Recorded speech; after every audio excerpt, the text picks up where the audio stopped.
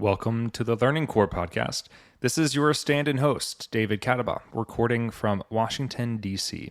Last summer, we recorded a series of conversations exploring gun violence in America for the Check-In podcast, the show that I host, focusing on the work of innovative peacemakers working to transform the violence in our communities into lasting flourishing.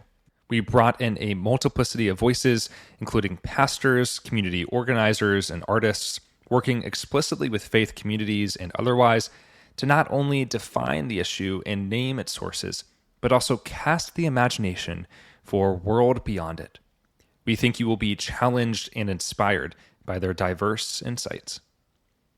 We were so excited to share this with you all last fall when our attention was diverted by the horrific attacks of October 7th and the 9-month-long campaign in Gaza ever since that has led to unimaginable suffering ongoing in this very moment. Still today, we remain focused on working to end the ongoing horrors in Gaza, release all of the captives, end the occupation, and develop a viable path forward towards justice and peace in Israel-Palestine. And we wanted to return to this conversation now.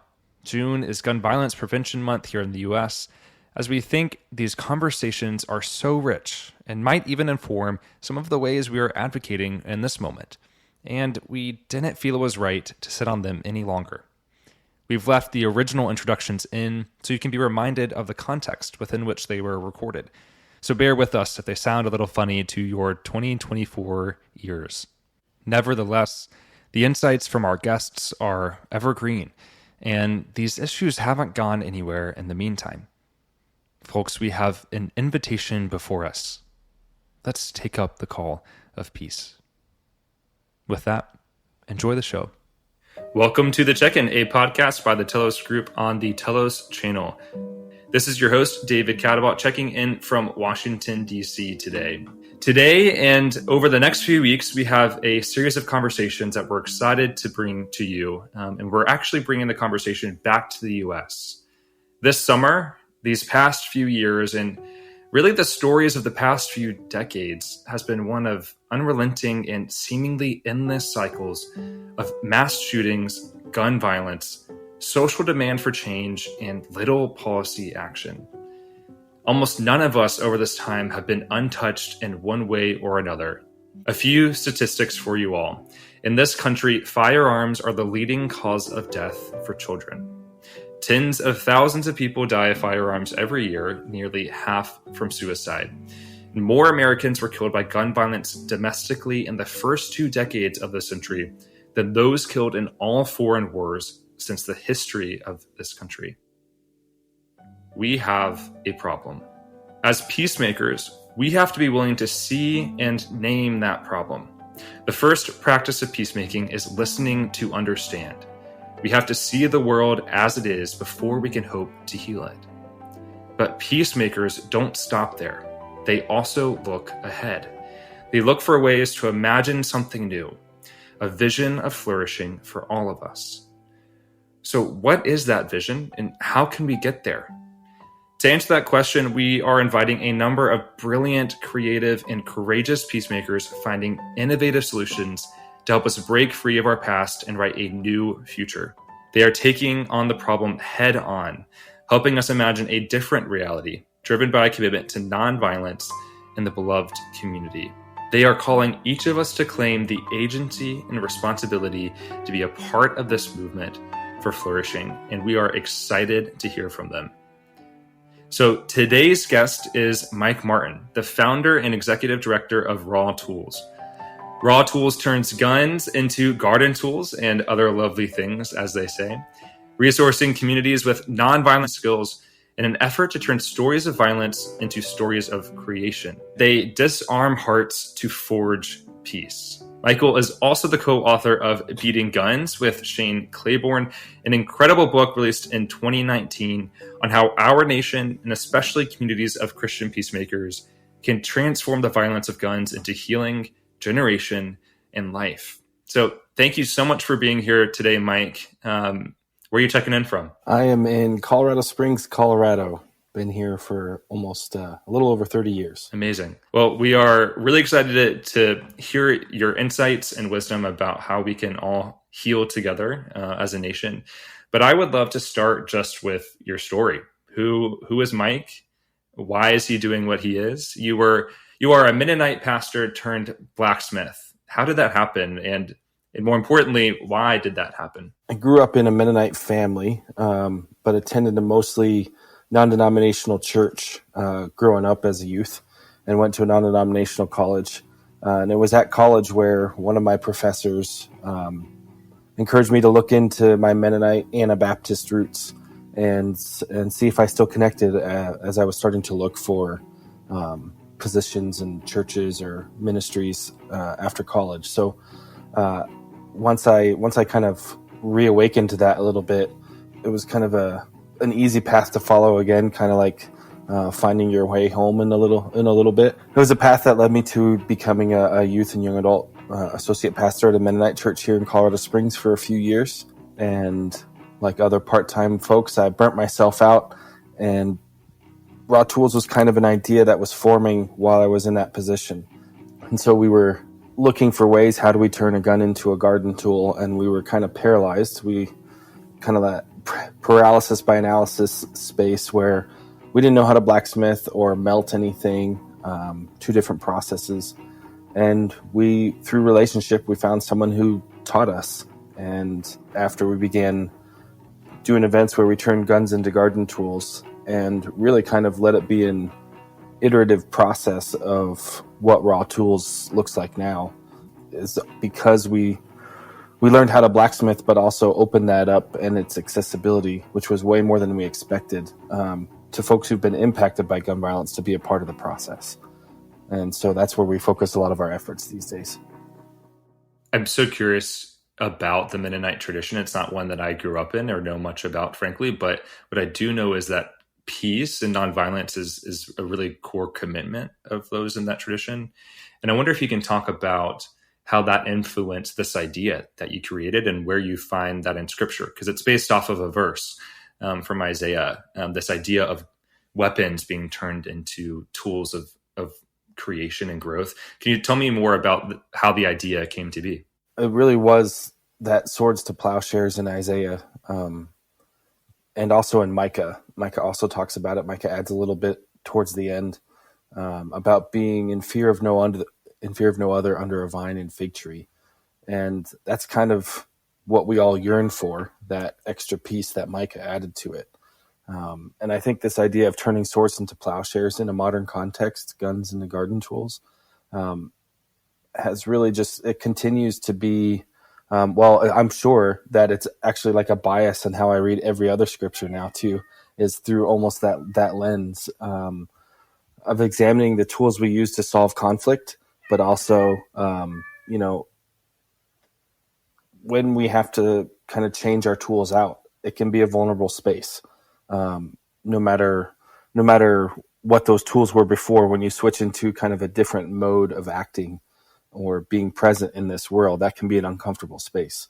And so it was kind of like that at the beginning. And I think that's really a big piece of nonviolence, is kind of accepting some sort of risk, some sort of need to put your body at risk, not just your beliefs at risk.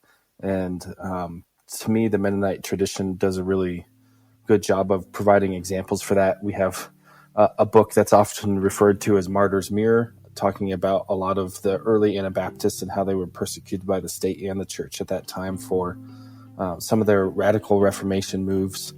And so you hear a little bit of stories of that as you're in Mennonite circles or Anabaptist spaces.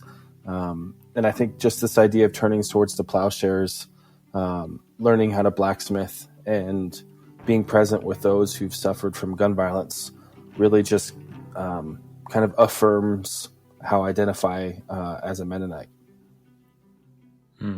That's beautiful. And I think the way you're translating that verse into our modern context, and as you said, examining the tools we use to solve conflict, that's such a powerful act of vision and imagination. And I think that's something that as peacemakers, often we can find ourselves stuck in the need to call out injustice and to name, the issues around us. But being able to take that step further to say, here's what we could be, is quite difficult, and it takes a lot of creativity and imagination. And so I'm struck by this vision that you all are offering of this physical object that becomes something new, that was once an object of death and destruction, that now is a tool for creation. I think it's a powerful image, and I would love to hear about how that process works. You describe it a little bit in your book. I found it a really beautiful description of even the process of peacemaking more broadly. But can you tell us what do you need to turn a gun into a garden tool? Yeah, we use a pretty traditional setup as far as it's what a lot of, especially if you're a farrier, someone who works on horseshoes or on other farm needs with blacksmithing, they would have most likely a portable propane forge, which isn't much bigger, or even it's often quite smaller than your barbecue grill, and it's fueled by the same tank as your barbecue grill. So it is kind of like we're setting up this barbecue that gets a lot hotter than a grill in the park. You can also use coal to have a coal forge. You might see that in a more fixed space in someone's blacksmith shop. You have more flexibility with that type. You can change the heats, do a lot more precise work with blacksmithing with a coal forge. But the propane forge works really well because we are mobile. We do a lot of these gun to garden tool demonstrations on site involving those who've been affected by gun violence. And the other part of the process is destroying the firearm that's being donated to be made into garden tools. Sometimes we have events, we have ways to donate through our website, but essentially this is another spot where at all these parts of transformation, we want to involve community members. That might be volunteers, or it might be folks who need healing, but they're a part of chopping up that gun. So we take a metal chop saw and make 3 cuts through the gun, and that gives us a bunch of raw material. Some of that's plastic and wood and steel. The gun barrel itself is what makes our garden tools. Sometimes there's other pieces of older firearms that we can make into garden tools too, but the barrel is really what we work from. And we make what we call a mattock, M-A-T-T-O-C-K. It's an all-purpose tool. It has a hoe on one side, or a plow, and a fork on the other, pruning hooks. So we like to have an ode to scripture in what we make as well. And the different types of guns give us different types of tools. So smaller guns might give us a half of that mattock. Shotguns give us a little shovel, like a hand shovel for your personal garden. So it's really this awesome process where you cut that barrel to a section, and then you put it in the forge, and it gets to about 2,000 degrees. And it doesn't melt it, but it gets it to a heat where it's malleable enough to reshape. So you're still kind of keeping the metal and the substance of it, but just kind of putting it in a new direction, moving it on the anvil with your hammer and other tools to kind of give it a new purpose, which so much of this process translates into so many different nonviolent conflict resolution skills and practices. We do so much of our work through a restorative justice lens, or restorative practice, transformative justice too. It's such a beautiful way to explain to groups who are coming to learn how to do the process, youth, young adults, other groups of people who are coming, maybe in smaller groups, but they've all shared or a part of that club where they've been affected by gun violence that no one really wants to be a part of, but they're still glad they have support of others who can relate to their experience. So we walk them through that process of taking something that, like you said, harmed into something that can heal. Or something that kind of just is designed to destroy life into something that cultivates life. I think just the ability to make something these days, when we're so disconnected even from our food or other things that we make, we don't really fix what breaks anymore. We just buy and replace. And I think that's an appeal of this too, that we can fix what's broken, not just in the world, but in ourselves. And this blacksmithing process simultaneously invites you into beating on something that hurt you, while in the same instant creating something that can help you. That's such a beautiful summary of that process, and the way in which it's inviting in this connection to our embodied realities, right? It's our bodies that are harmed through violence, and we're seeing this physical object be transformed. But what I love about the work you're doing too is that it doesn't stop there. It's also about what's underneath and the internal healing that you're inviting people into through this process, through meeting with others, through both telling their stories and listening and going through a healing process that's internal and for our culture more broadly. Because as you name in this book, and as we would agree, the violence that we see isn't just on the surface. It also exists under the surface and systemically and culturally.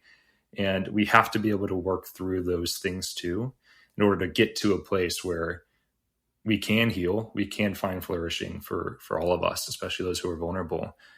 And I loved your line, hot, but not too hot, so that it's malleable enough to reshape. That's, the metal in the forge. And what a picture for what peacemaking is attempting to do in our society, right?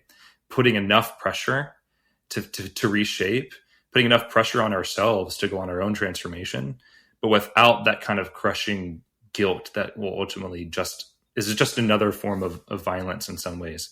So I think that's a beautiful way of describing it. It's transformation for a new purpose.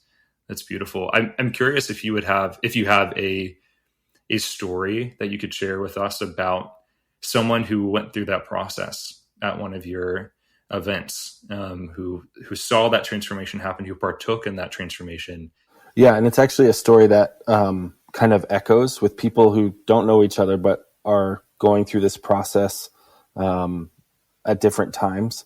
One was on our book tour. We did one of these gun to garden tool demonstrations, and one of the people who shared afterwards, one, they realized and hadn't really recognized that it was the 30th anniversary of losing her brother to gun violence.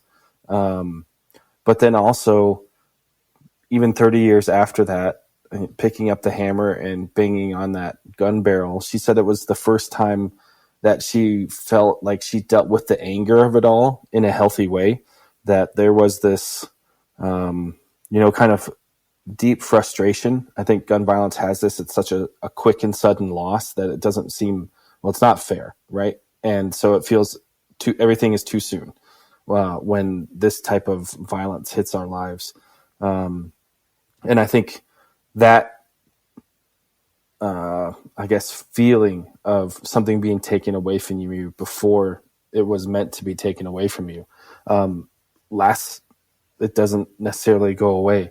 And so you kind of want to hit back in a way, or, physically do something to take back the physical person that was taken from you. And so they needed that physical exertion to get out in a healthy way, as opposed to like punching someone or hitting a wall or verbally yelling at someone when you don't really want to. It's just an expression of what's going on inside. And so we have really tried to cultivate this space at the Anvil and really prep folks the more we hear this from folks who've been impacted, to really kind of, as much as, that space making is so important. So in order to not just say, hey, this is about to be a really powerful moment for you, but also to say 2 hours ahead of time, hey, this is other people's experiences. You might feel this, and it helps open them up, kind of create that little crack so that they can have that experience in a meaningful way to them. And it's all a little bit different for everybody. Some people experience that more when they're cutting up a gun than they do when they're at the hammer and the anvil, transforming that gun barrel into something else. And that it's really kind of spoke to this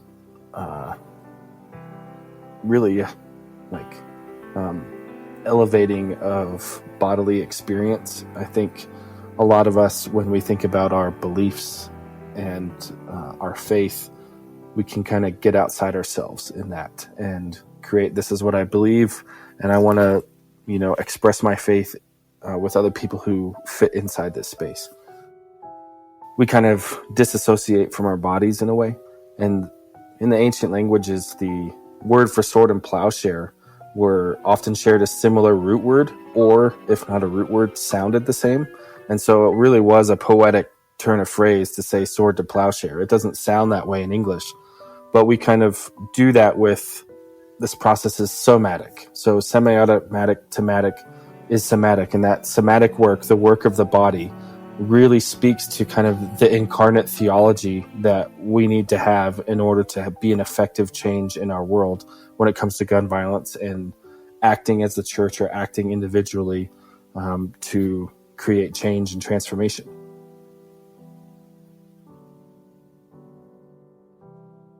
I love that turn of phrase. That's wonderful there. And I didn't know that about the original verse from Isaiah, turning swords into plowshares is playing off of those things, and how there's, in some ways, there's such a simple invitation right there. And especially for those of us who identify as Christian or are part of church communities, this is really essential to our calling, to imagine a new world that is coming, that is free of this kind of violence, that is built and rooted in a love for our neighbor that enables all of us to flourishing. And I'd love to jump to a conversation about that imagination, how that informs what you're doing, knowing that today there are, as many guns in America as there are people.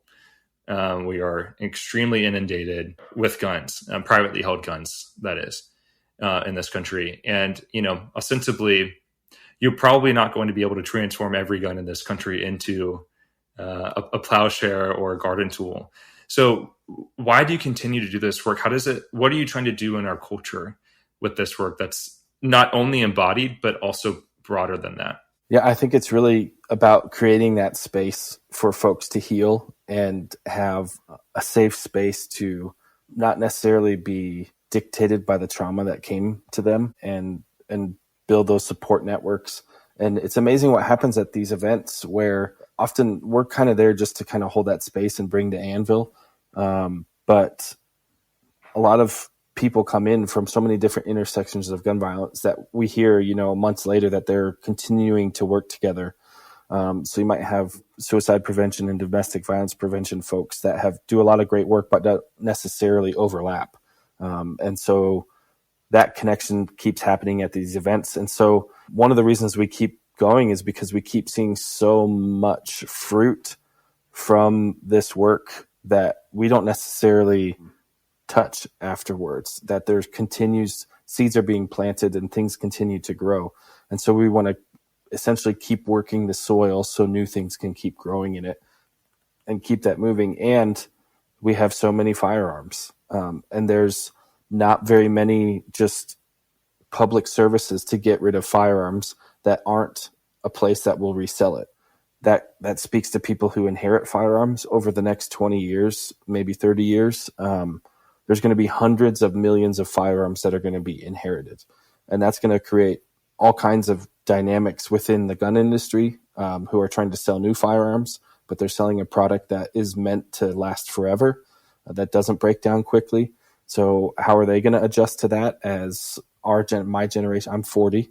So as the folks, the generation or two ahead of us pass and their firearms come with them, what are we going to do with that? And so part of our work is building a network that can be ready for that. We have a national network of folks who can help disable firearms, another national network of folks who are planning what we call safe surrender events that kind of transform what a traditional buyback looks like, but invite people to turn in firearms, and they know they're going to be destroyed in their presence even at the event, and that they're going to be made into garden tools, art, jewelry, all of those other things by local artists. So we keep seeing that our work continues to make more opportunities for folks to engage in this transformation. And the great thing is that it's so many creative folks, artists who really are the prophets of our day, that so many people have been turning guns and weapons of war into art long before raw tools existed. But it's because they did that created a space for us to exist. So we're just trying to pay that forward. What can we do to help communities make this happen in their space, whether that's the actual disabling of firearms or partnering with another community who does that, and then we transform it into something else. So it's really this hotbed of creativity. So many different blacksmiths, mixed media artists, they're saying, hey, you could do this with this piece of the gun, because there's still pieces and parts that we don't really know what to do. And right now we're just kind of cutting them up in sections. We do kind of like these community arts and crafts where you don't necessarily know it's a bunch of gun parts until you look really close. Or if you're really familiar with guns, you would recognize some pieces in there. But when you put those on a table and there's a bunch of youth and kids there and they make art, they spell words like faith, hope, love, justice, peace, or they'll make things like flowers, landscape settings, angels, these things that how they want to see the world. So it's so fun to just create spaces where people can imagine something different. One of the ways we talk about our work is this idea of movement building. And to do that, you have to do work within your own constituency. For us at Telos, that's Americans broadly, especially those, who are engaging in art, in culture making. It's also Christian communities, those who identify as part of the church. But in order for us to build movement and lasting change on a cultural, social, systemic level, we have to build coalition across these communities. And I think what you're describing and the work that you're doing is that it's hitting the nail on the head, which is maybe an apt metaphor for blacksmithing, of bringing those communities together and weaving a social fabric of people with a new imagination for where our country can go, and how that is the building blocks for true systemic change. And I am 100% with you that is really necessary. And, not every gun may be transformed eventually, but especially with how ownership will change hands in the next couple of decades, as you're saying, building the awareness that an opportunity like this exists for people to be released of the burden of carrying something like a deadly weapon, and seeing it be transformed into something new and generative and beautiful, even, as you say. I want to also touch more deeply about this vision of nonviolence that you also are discussing. You mentioned earlier that nonviolence requires you to put your body at risk and your beliefs at risk. And that's a really difficult invitation. And you talk about in your book this story of Jesus inviting those who are listening to him in the Sermon on the Mount to, once they've been, hit on one cheek, to turn the other cheek. And the way you talk about it is that that's not a passive acceptance of abuse. It's actually an opportunity to look the person who's hurting you, victimizing you, abusing you in the eye, and respond to their violence with dignity, with saying, I see your humanity. I thought that was such a powerful way of describing what Jesus is getting at in the Sermon on the Mount. And I would love to hear more about how nonviolence informs your work and even the way that you're training people in nonviolent practices. Yeah, hat tip to Walter Wink for that, uncovering that kind of social dynamic that's at play when a Roman soldier kind of slaps someone with their backhand across one cheek. And by turning the other cheek, you're forcing him to hit you with a fist or the palm of your hand like an equal. And so it's also, one, I see your humanity, and two, our humanity is on the same level. I'm not lower than you. We're at the same space. You have to treat me as if we're on the same level. But there is that other connection about, I see your humanity. Maybe you don't want to do this. Maybe your position is requiring you to do things you don't want to, and you don't know how to get out of that. And so I think that path of nonviolence, that vulnerability, to allow yourself to be examined a little bit, create space for others to be vulnerable too. And so much of the gun industry wants us to harden our spaces. And really nonviolence asks us to be a little softer, to absorb things. And, as a follower of Jesus, I feel like that's what's happening on the cross, is Jesus is absorbing the pain that so many of us experience in a myriad of different ways, as a way to relate to us, to say that, I am not above you. I can and have experienced pain in so many different ways, including and up to the cross. And so nonviolence for me is really this letting go of that burden of trying to not just protect what I believe or to protect my body at the expense of anybody who wants to attack it. So if someone is being critical of what I believe, the answer isn't to get super defensive about it, although there might be a piece of that, but to allow yourself to be examined. And even the name Raw Tools, it's war backwards, but years down, we realize that raw vulnerability is a piece of this too. That when you turn war around, when you train for war no more, as Isaiah and Micah ask us to, that means that you have to train for something different. And I think part of that is being vulnerable. Part of that is, when you're walking down the street and you see a tense conversation that is happening in public, maybe there's a role for you to play in helping de-escalate that, to actually put your body maybe in between two people. Oftentimes you can know which of those two parties has the power. And so you try and stand with the person who doesn't have the power. So there's a lot of different ways and a lot of different pieces to those kinds of skills. And we connect with folks to help people learn that too. Or we partner with other organizations who are doing that, especially restorative practices. Just a simple circle dialogue process that doesn't have to involve conflict, but allows people to explore issues that might be tense, or that it can also be fun. Like, not all of this has to resolve or revolve around a conflict that's at the middle. It can all be about developing healthy ways that we can dialogue with each other, so that when conflict happens, we already have a practice in place that is just tweaked a little bit. And then we introduce, how do we heal that harm? How do we, one, say, I'm sorry I harmed you. I'm willing to do work to repair that harm. But also to say, hey, you hurt me. Are you interested in, can we make this right? And then if both parties go there, then let's get some community members to help us with that. So nonviolence comes in so many different forms, and it is not this passive, escapist kind of thing that is often maybe a trope or a stereotype, but it's also just, we don't have enough examples to show people of nonviolence that is risky, that takes just as much a servant's heart as joining a military or something like that. Like, we're making these decisions because we care about the people we love, but let's examine our nonviolent options more than what we have.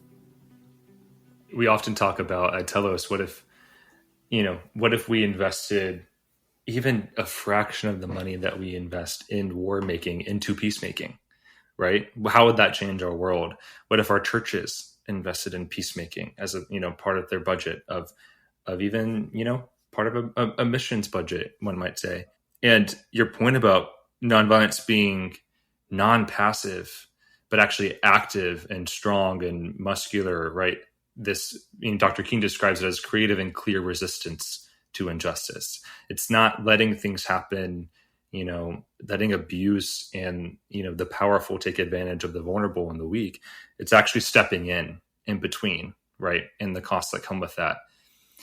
And as you're talking about, it requires naming your fears and acknowledging that those are real, right? There's a process of learning how to move in spite of those fears. It doesn't have to be, I'm going to go out there and pretend like I'm not going to be harmed in any moment at any time. But it's seeing those fears, reminding yourself of what you're willing to take up, and it may incur costs, and moving even with them into a place of resisting injustice. I think there are a lot of fears that so many people have from our culture about their personal safety, their autonomy, their freedom, that are conscripted by gun manufacturers and others in order to get them to purchase and hold on to firearms. Would you talk a little bit about some of even the myths maybe about guns, how they are used in this country, to kind of answer maybe some of those fears that, if I don't have a gun, I'm in danger, if there's not a gun in my home, and, and so on. What are some of those myths that would be helpful for us to self-interrogate? Number one reason why people buy firearms is for self-defense. And then lower than that, and not necessarily a close second, is for hunting or for sport, target shooting, things like that. But self-defense is the number one reason. And then often people kind of get connected to the hobbies that are part of owning a firearm. I would say that there's certainly responsible spaces where those hobbies take place, but that gun culture has completely taken advantage of that and changed, encouraging us to kind of be that warrior for our home or ourself. It's a hyper individualized market that succeeds on elevating yourself over all others, or elevating your family over all others.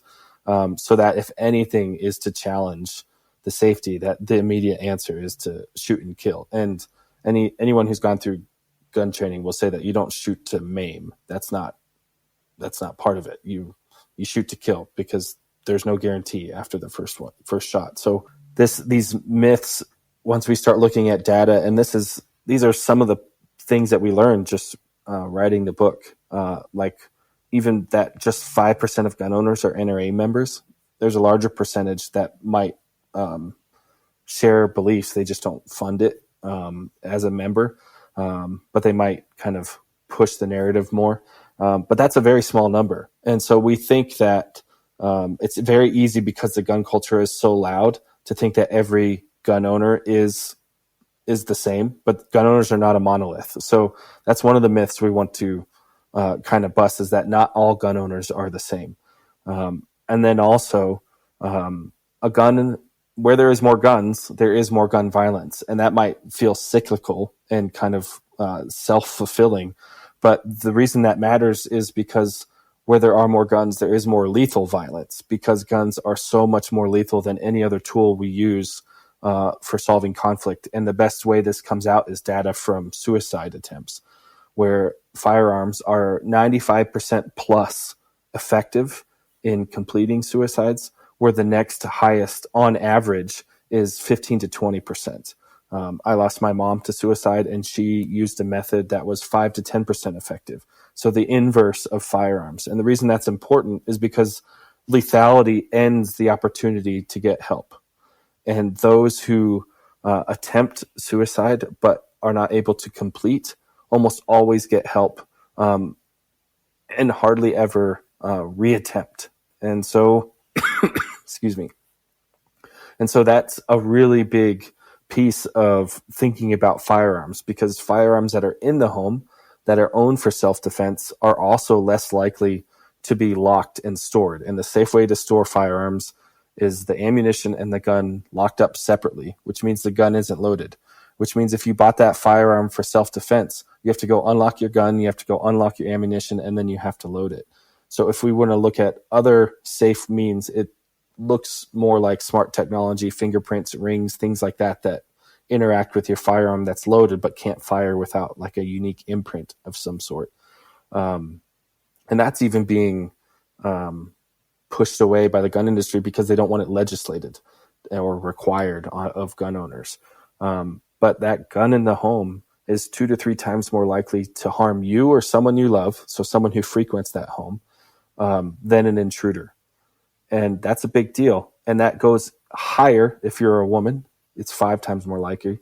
And higher if you identify as in the BIPOC community or LGBTQ community. And all of that has roots in male, white dominant systems who are a huge part of the gun ownership. And so you see other identities' risk of firearm violence is higher than white males. The only risk that white males pose is against themselves for gun violence. So much of a huge percentage of the suicide by gun is white males. And so there's certainly an issue there that we have to examine in ourselves to say, what are we doing? And there's a huge demographic within that white males who are also Christian. And so what's happening here? What's happening in our theology that we've Maybe it's because we've individualized it so much, or we've allowed that fear to kind of take hold and make those decisions over against letting love kind of lead the way. And we'll see that disguised, like even in marketing. If you love your family so much, how could you let something happen to them? Here's a gun so that nothing happens to them. But you'll also see it after gun violence happens. There's a lot of victim blaming. If only you'd had a gun, you could have stopped this from happening. And they're blaming the victim or someone who survived, who's going through enough guilt already that they survived. If only they would have done more to stop this. And this magic answer is the gun, according to the gun industry. But really, that's not putting responsibility at all on the person who pulled the trigger. What's happening with them? What influenced them to get to the point where they were the cause of gun violence? And that's one of those other stories where here in Colorado Springs, the Club Q shooting was just under a year ago. And that happened at midnight on a Saturday, Sunday. And 8 hours later that morning, I'm having a conversation with a person in Denver who just inherited firearms and wants to donate them. They themselves identify as LGBTQ. And so they wanted those firearm parts to be used in the healing of making things in the Colorado Springs community, which we've used over the last year and will continue to. But one of the first questions they had was, I wonder what happened to that shooter, that he would have to do this. And that's 8 hours after the shooting. So they've done enough. That person had to have done enough work, gone through and is trauma informed to be able to say, hey, we don't just hurt people to hurt people. Sometimes we hurt people because we've been hurt. And it's not that hurt people. It's that hurt people who aren't given access to resources and support will eventually start to hurt people or themselves.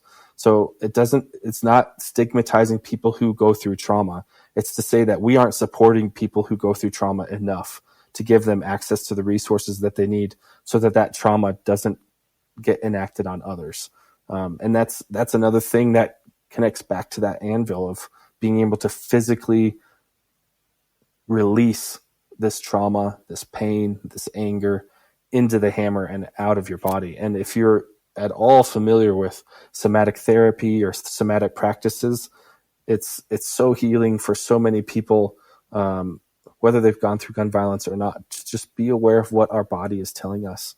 And that can often tell us like, okay, I need to slow down, or I need to make more time for this, or I need to do less of that because that's not creating healthy habits or whatever it may be. So there's just so many different ways.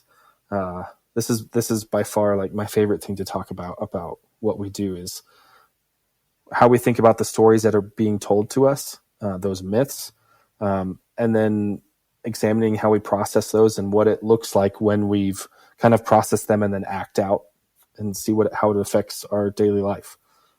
It's pretty simple, but the fruit of the Spirit is a great way to measure what our faith looks like. And it's so helpful to think about like, hey, let's try these things, but also let's be okay if they don't work because we're not seeing the fruit of the Spirit. And then try again, stop and try again. And I think we need to give ourselves more permissions to fail, especially as institutions and groups that kind of do things together. It might not be a church, but it could be a group of people that organize to do something to help the world.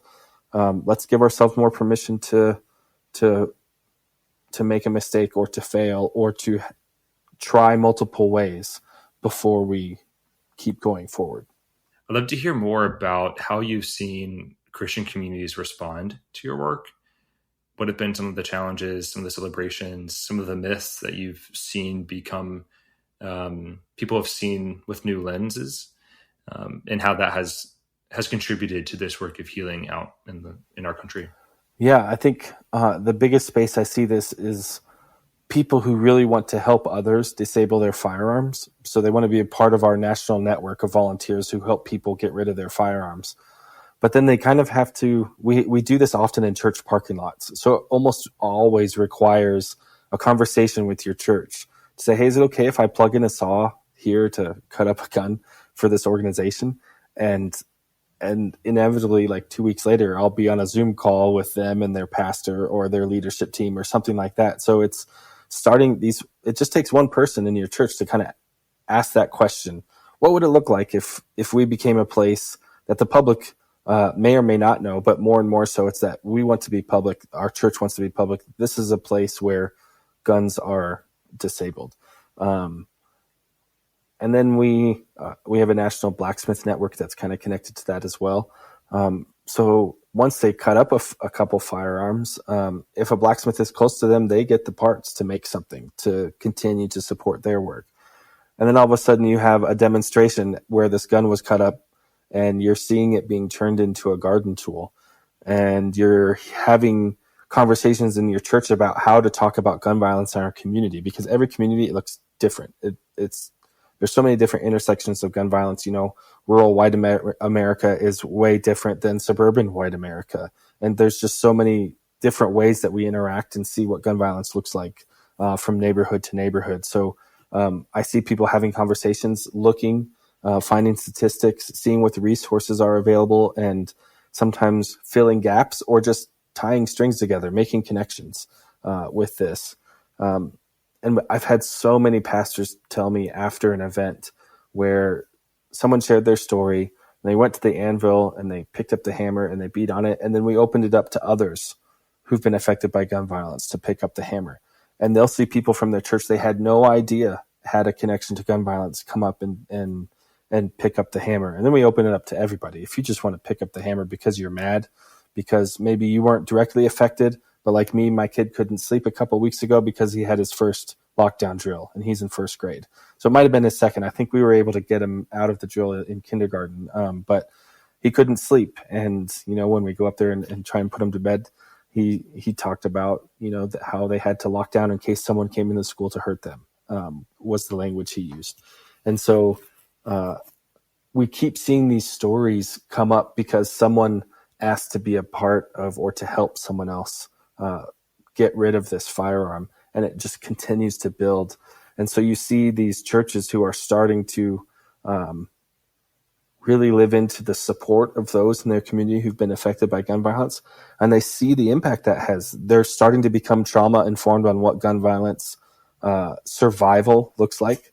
So even after the event, every day is an act of survival for so many people dealing with really heavy grief. And then it's really hard to say, I don't want to do something more to prevent this from happening to other people in our community. And so you start living into this new practice, or maybe it's just new knowledge, and you start to think about everything differently. So churches are doing that, whether they might host a full-on event where they invite their community. They're very public about it, to turn in firearms they don't want anymore. And then you just keep getting stories, people turning in firearms that were used to harm a loved one in cases of suicide. Or we get people who the trigger was never pulled, but the gun was used as a threat their whole childhood, and they can't wait to get rid of these. So it's not always that the trigger has to be pulled for the gun to be violent. It's an extremely intimidating object and has so much power over people, where churches are continuing to develop, and other people who are connecting.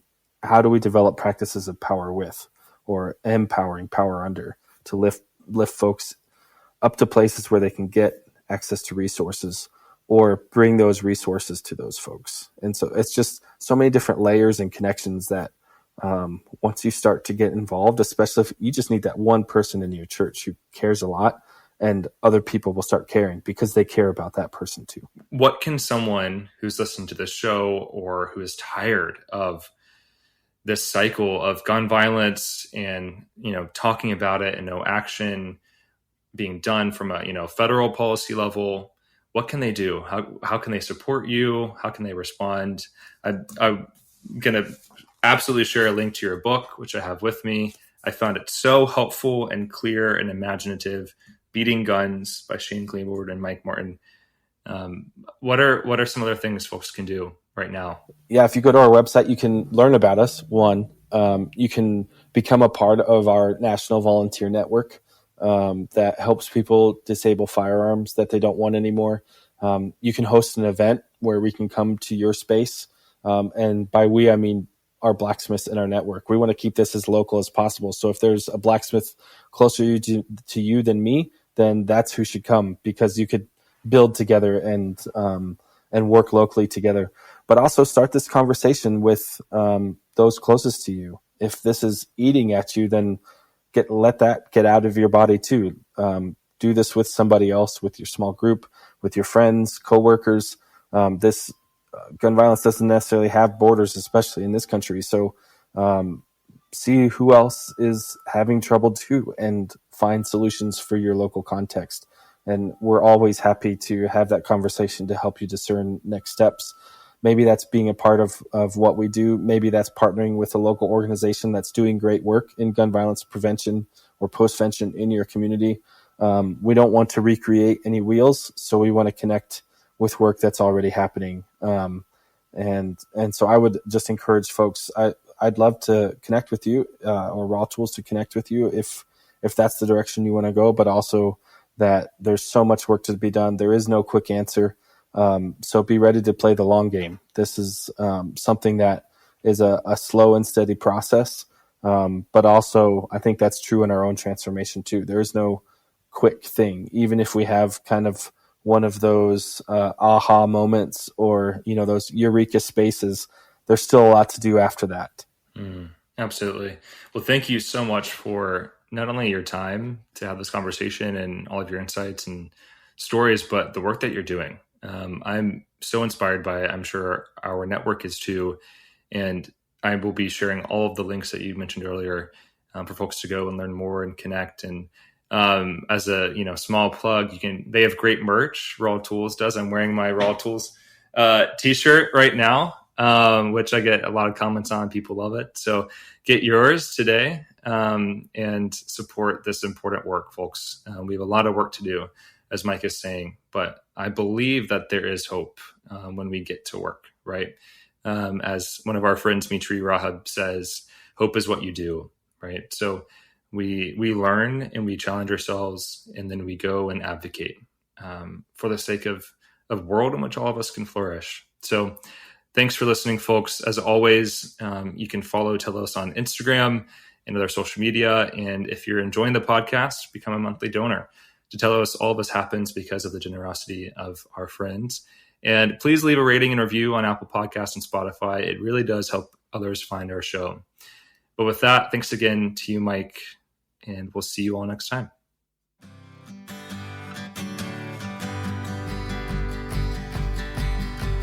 Turn the TV on and see another one. Someone shot down in the streets as we just move along. Another mother's son. Oh, red, white, and blue. Don't give a damn about you. Every single day in the USA, our kids want to survive. Make it home tonight. At midnight in America. God bless the NRA. That's what the politicians say. But the cold dead bodies and wooden boxes will be forgotten while we give thoughts and prayers. Do we even care? We're holding on like nothing's wrong. Take our daughters and our sons. Don't you touch our guns. At midnight in America. Oh, it's midnight in America.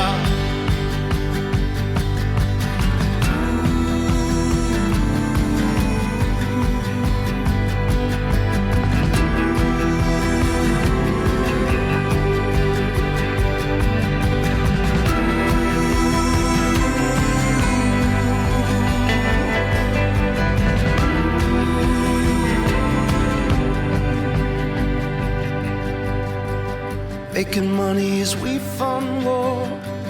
It's their blood so we can't afford. we can march on down to Washington and tell those folks the truth. What